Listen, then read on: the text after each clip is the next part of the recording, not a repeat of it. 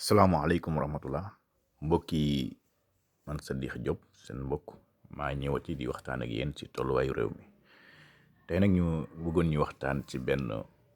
point bu ñuy wax les contre-pouvoirs mu nañ leen wooye tamit les groupes de pression organisés ak suñu njiitu réew Macky Sall bu ñuy seetlu dafa mel ne Macky bi mu faloo le président de la République Macky Sall bi mu faloo dafa taxaw def schéma de contrôle du pouvoir c'est-à-dire que dafa mel ne bi mu faloo daal li mu njëkk a def mooy xool ci réew mi lan moo ko war a mën a indil jafe-jafe ci ni muy yore réew mi pour mu mën a dérouler ni mu ko neexee mais bu ñu seetloo dafa mel ne schéma yooyu dafa amoon priorité normal en tout cas bu leen normalu det mu contrôler leen tous les leviers de contre-pouvoir yi bépp organisme bu nga xamante ni vocation mooy contre-pouvoir dafa mel ne bi président faloo dafa def tout pour contrôler leen organisme yooyu boo jëlee lu mel ne syndicat yi bu ngeen seetloo réew mi depuis Macky Sall faloo ba léegi ñi nga xamante ne ñooy les patrons des plus grandes centrales syndicales kenn déggatu leen bu Sénégalais yi mujj juddu sax tey yi nga xamante ni peut-être bi ñu juddoo ay fi mu toll nii ay 20 ans la ñuy am ak yooyu soo leen laajoon luy centrale syndicale sax duñ la ko mën a wax par exemple CNTS ki ko jiite moo di Giro te bëri na ay Sénégalais yoo xam boo leen laajoon sax dañ naan la kii moo di Giro boo demee ay UNSAS boo demee ci syndicat yu mag centrale yëpp pratiquement dafa am benn genre da leen nërmel boo ngeen seetloo maanaam damaa jëlale tax ñu xaw koo sonal mais dafa mel ne sax dañu disparaître même de la circulation kenn déggatu leen donc mu mel ne dafa réussir foofu maanaam ñooñu waroon a nekk contre pouvoiru état taxaw war ko mën a sonal ci laaj seeni droit ak yelleefu travailleurs yi dafa mel ne dafa xaw a réussir un peu nërmel leen mais nag comme que la nature a horreur du vide travailleurs yi aussi bàyyi wuñ noonu donc daal di amaat ay syndicalistes yu bees yu émergé ku mel ne ay ñoom Dame Mbodj ak ay ñeneen ak ñeneen te ba léegi sax boo seetloo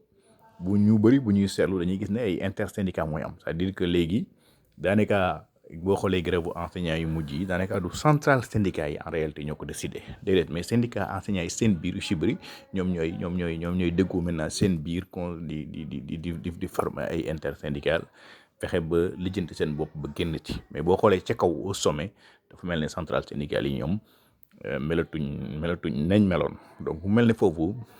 président réussir na normal ko mais comme que la nature a horreur du vide am na ñeneen aussi tamit ñu génnaat ci wàllum syndicat moomu peut-être moins organisé moins structuré mais ñu ko sonal trop gis nañ ko ci grève transporteurs yi bu mujj bi amoon nga xam ne c'était une grève très réussi mais du woon grève bu central syndicat yi transporteurs yi ñoom ñoo dajee seen biir ak syndicat yi ñu bokk yëpp dajaloo ci seen biir def seen grève bu réussir buñ passé aussi syndicats yi ñu gis lu mel ne presse aussi du groupe de pression di contre-pouvoir mais dafa mel ne bi muy soog a falu président Macky Sall soog a falu dafa fexe ba contrôler ce qu'on appelle la presse dominante donc fexe ba groupe de presse yi nga xamante ni ñoo gën a mag en tout cas duñ ko sonal loolu aussi réussiroon na ko bien que ni nag fi mu toll nii mi ngi commencé compliqué ci côté parce que dafa fexe woon ba non seulement groupe de presse yu mag yi duñ ko sonal mais fexe ba aussi journaliste yu mag yu am yu tur duñ ko sonal mais loolu tamit buñ seetloo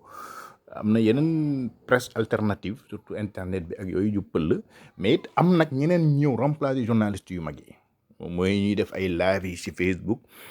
ak ci réseaux sociaux yi yooyu am aussi ay yeneen leader d'opinion yu émergé yi nga xamante ni tey jii doone Abdou Latif Coulibaly doone peut-être yenn journalistes yu mag yéen fi xamoon mais ñoom it tey am nañ tur ñu ngi wax nit ñaa ngi leen di dégg te it ñu xaw ko sonal donc xam ne kon réussiroon na un peu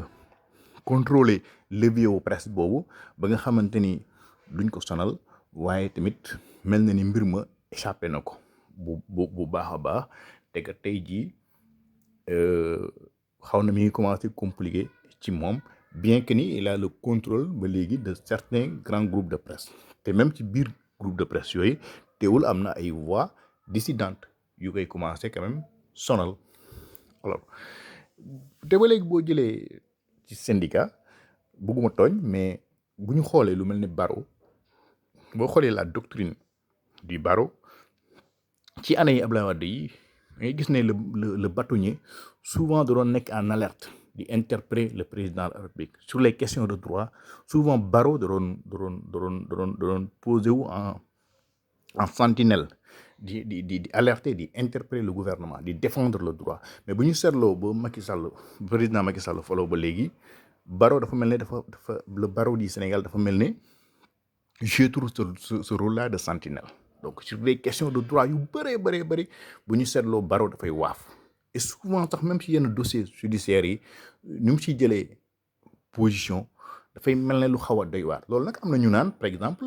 depuis que mu nekk sur place il veille à ce que élection bâtonnier su amee mu jéem a jàppale ay candidat ñu jàll. Est-ce que loolu dëgg la est-ce que du dëgg par exemple ki fi nekk bâtonnier léegi ñëpp xam nañ ne xaritam la woon bu yàgg. Donc est-ce que nag il fait jouer les relations de l'État pour que bâtonnier bi en tout cas le bureau de l'ordre aussi soit sous contrôle leeruñu. Mais en tout cas lu ñu leer ba leer moo di ne am na benn taxawaay bu barreau doon taxaw ci réew mi sur les questions de droit depuis 2012 en tout cas seetlootuñ ko suñu gis-gis keneen nag mën na gisee neneen. te même bu ñu ko continuer jël lu mel ne par exemple UMS dafa commencé woon nekk contre pouvoir xaw a di sonal gouvernement di commencer di poser les questions de l'indépendance de la justice. Mais ku ne gis nañu aussi bureau UMS bu mujj bi est-ce que seenu candidat moo jàll wala est-ce que seenu candidat jàllut. Mais en tout cas gis nañ ne posture bi UMS amoon ak bi mu am léegi bokkul. Donc mel na ni changé na doctrine parce que ni mu doon taxawee ci mel ne luy défendre justice ak askan bi léegi dafa mel ne dafay défendre gouvernement. Loolu aussi gisin la est-ce que joué na ci élection yi wala joué wu ci. En tout cas li wér te wóor mooy am na benn UMS bu agressif bu ñu fi gisoon bi nga xamante ni ku mel ni comme Téliko ki ko jiite jubawul woon ak nguur gi. temps Abdoulaye Wade aussi gisoon nañ lu mel ne juge ñaan ñoo woon secrétaire général UMS neexawul woon ak nguur gi. Mais mel na ni UMS bu bees bi naqaroowul réerawul trop ak nguur gi. donc alors noonu nag lañ ko mën a jàppee benn par benn ci contre pouvoir yëpp tous les pouvoirs organisés ba ci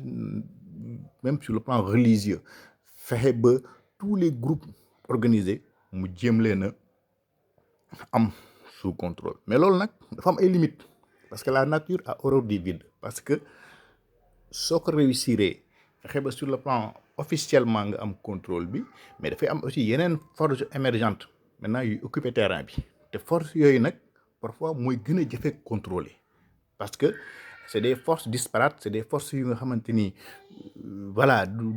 neex a identifier d'abord dañuy bari fu ne la voilà. Donc tey jii sénégalais yi ku ne mën a wax ak ñoom ñu dégg la. Donc soxlaatul am benn autorité soxlaatul am benn légitimité pour wax ak ñoom tey jii.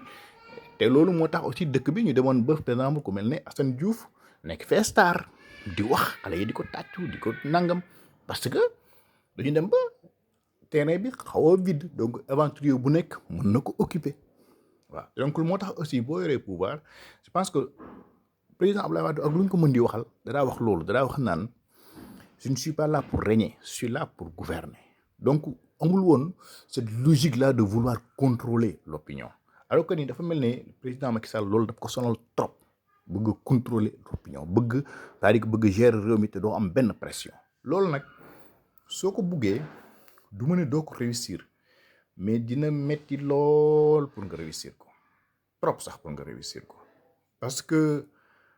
nit ñi kenn moomu leen te la nature comme ni ma ko waxee sànq a horreur du vide. Foo amee loo dàq rek dina am ñeneen ñu pël ñu nga xamante ni la nga doon bañ sooytuwul danañ ko def anam bu gën a garaaw sax ba nga ko doon bañee te doo leen mënal dara doo leen mën a contrôler te doo mën a noppiloo ñëpp. Donc ñuy ñaan aussi gouvernement bi delloo ci xelam ci côté boobu bàyyi les groupes de pression organisés ñu exister ni ñu war a exister. Presse bi aussi ñu dooleelaat ko syndicalistes yi delluwaat ca la ñu waroon a nekk sinon ay aventuriers mën nañu émerger wu.